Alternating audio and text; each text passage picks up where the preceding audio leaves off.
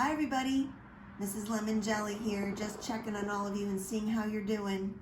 I know it's really hard staying inside and not being able to see most of your friends and teachers from school, but I promise you it'll be worth it. We're all keeping healthy and we'll see each other soon.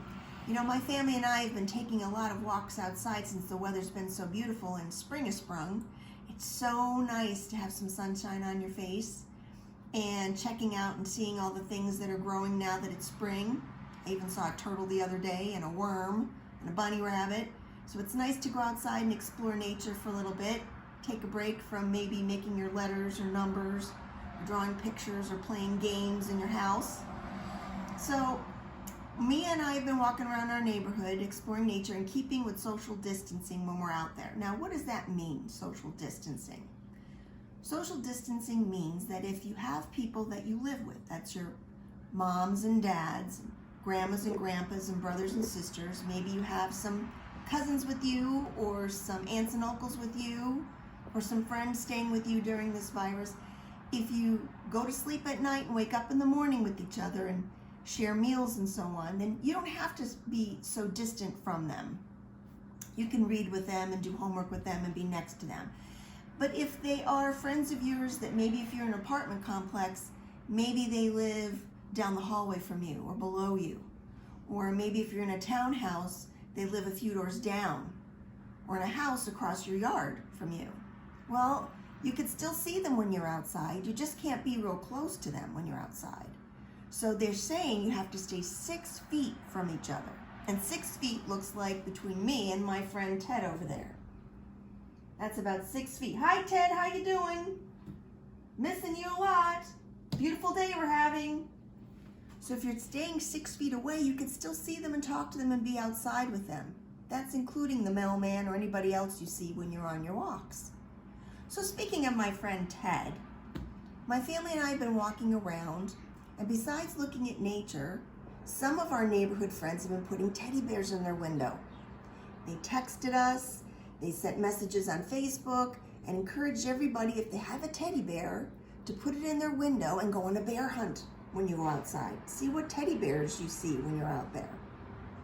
And the neighborhood down from us has been drawing pictures. We've seen some rainbows, some fire trucks, we've seen some princesses and some dinosaur pictures in the windows. So it's kind of like going on a hunt of your own when you're out walking around. We take a pencil and paper with us and we write down what we've seen and we bring back and we tell everybody back in the house, if they haven't gone with us, what we saw.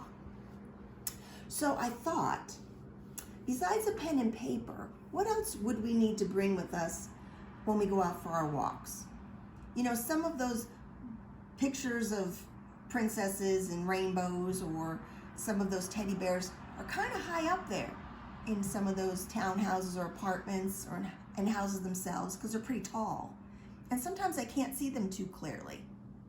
So then I started looking around my house and wondering what I have that could help me when I go on my trips and help my family when we go on our trips when we spy something.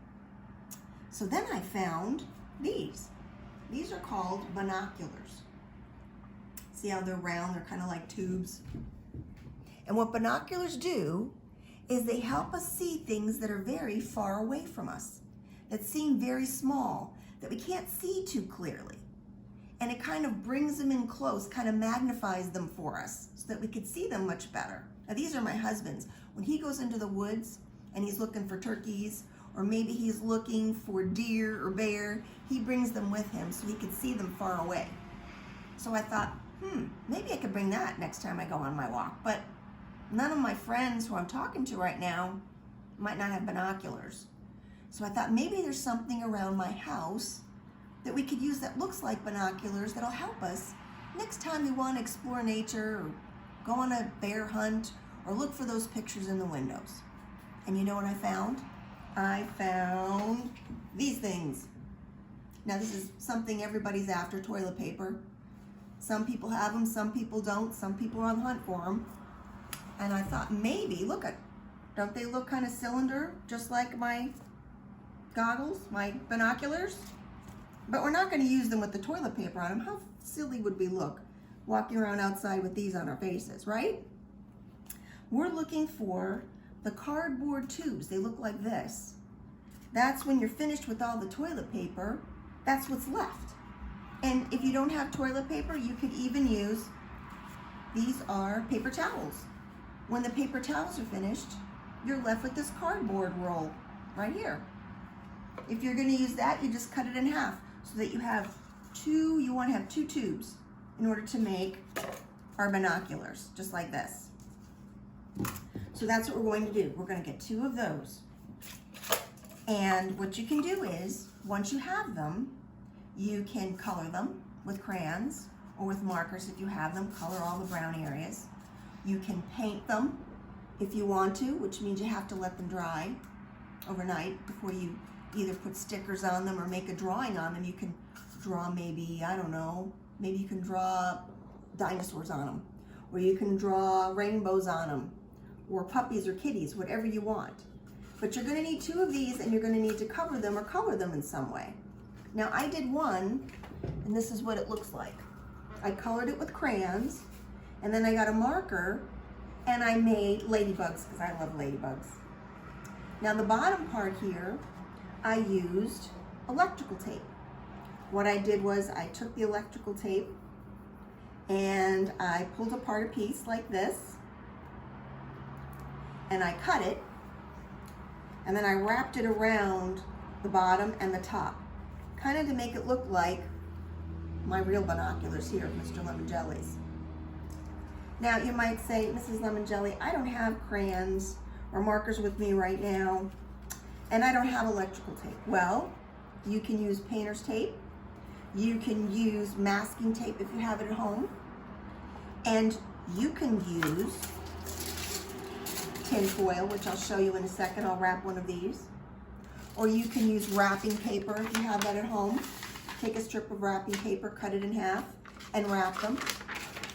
So anything to color the outsides, to make the outsides your own. You can draw pictures on them. You could take a picture from your favorite coloring book and rip that out and wrap them in it. Anything you have. See, I did one like this. I did it with wrapping paper. And I did another one, which we're going to do together, tin foil. I love tin foil because you don't need staples or a lot of glue or tape. It just molds to whatever you put it on. And what you're going to do is, you take a piece of tin foil, ask your mom first or dad's before you take it out of the pantry if you can have it, and I roll it like this. And then I cut it, just like this. See how I mold it? Now you have, it looks like a Tootsie Roll, right? You have the ends here. So I roll it like that, and then I push the ends through the toilet paper roll to kind of keep it in place. Just like that. Well, it looks like that.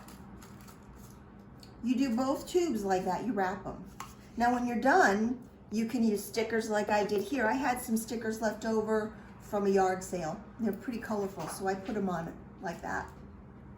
And I decorated it, or you can draw on it. If you have markers or a pen, you can draw on it. And then I took some painter's tape like this, and I peeled some off, and I cut it, and it's pretty thick. So I divided it in half. I cut it in half like this, down the center, like so, and then I take it and I wrap it around the bottom part, just to make it a little more decorative. Make it a little more real, like the goggles my husband had. And then I take the piece, the other half, and I put it around the top, like this. Gives a little bit more something. So it looks like that. And I decorate it. And when you have two of them done, to put them together, you have several ways to put them together. You can staple them on each end, or put regular tape, clear tape on each end, and that'll hold it. Or you can put a bead of glue down and put them together and let them dry overnight. That'll keep them together. You know what I did when I glued them? I took bobby pins of my daughter's and I put it down the center like this. and it kind of held it in place. But if you don't have bobby pins, you can use paper clips. And then once the glue was dry, I pulled them off. Or like I said, you can staple, you don't have to use glue, or you can tape it, or just use the bobby pins by themselves because they're nice and long and they hold it in place pretty tightly. Look at that. You don't even have to use glue or staples or that. Now, to make the handles on them that we could put around our heads so that we can hold on to our tablets and our pencils when we're out there, you may need an adult for this. I have a very sharp pair of scissors. You can use a fork, or somebody who's around you, maybe they have a sharp utensil that would poke a hole in it, or a hole puncher. But I don't have that, so I'm just using a knife and I'm putting a slit down the side like this. I'm going to do it on both sides. And that way I can fit my string. Now I have rope, and you can use rope. I cut a big piece off like this, and then I stick it through the slats that I made on each side. And you may need somebody's help with this because it's going to require you to make a knot like this. And you have to do it on both sides. Now if you don't have rope, you can use string. You can also use an old shoelace. You can use a ribbon if you have a ribbon lying around, or a piece of yarn. Use whatever you have. If you don't have any, then you don't need one of these handles. It's okay, you could take it out just like this. But I like it because I like to put it on around my neck, so it leaves my hands free so I could write or draw while I'm out there if I see something interesting that I want to remember. And I might want to show the class when we get back together. It goes like this. There you go. See that? That's perfect. I could put this around my neck, and I could look for those bears up in the window. Ooh, I see that one. It looks like a ballerina. Or maybe I'm looking at a bug on the ground that looks really interesting. Or maybe I'm laying in my yard and looking up at the sky and seeing those clouds that are up there. Some of them maybe look like, oh, this one looks like a unicorn, or maybe another one might look like a dinosaur. But they help you see the world a little bit clearer and a little bit more focused for you. So that's all I have for you guys today. Have fun, stay safe, and remember your social distancing, and to bring your handy dandy binoculars next time you go outside exploring.